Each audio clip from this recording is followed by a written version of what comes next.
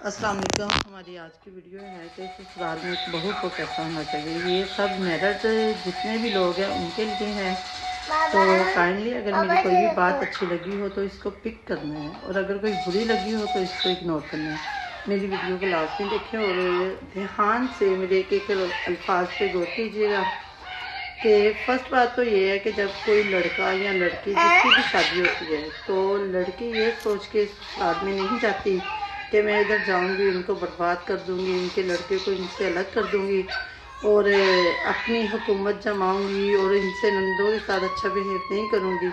اسی طرح جب کوئی بھی ماں باپ اپنے بیٹے کی شادی کرتے ہیں، ایک لڑکی کو اپنے گھر لے کے آتے ہیں، تو یہ بات بالکل درست ہے جو میں اب کرنے لگی ہوں کہ وہ جس لڑکی کو سلیکٹ کرتے ہیں نا، اس کو بہو کے روپ میں نہیں، اس کو بیٹی کی نظر سے دیکھتے ہیں کہ یہ ہماری بیٹی ہے.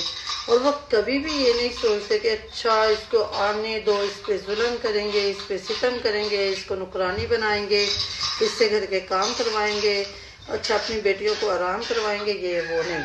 جب ہم شادی کر کے کسی کے گھر جاتے ہیں تب وہاں کا ماحول جو ہوتا ہے نا، کچھ ہماری غلطی ہوتی ہیں، کچھ سسرال والوں کی غلطی ہوتی ہیں، وہ ایسا ماحول بن جاتا ہے کہ ہم ان کی برائیاں اور وہ ہماری برائیاں جسٹ برائیاں ہی دیکھتے ہیں. جو وقت ان کے ساتھ شادی سے پہلے گزرا ہوتا ہے اس وقت کو ہم نظر انداز کر دیتے ہیں.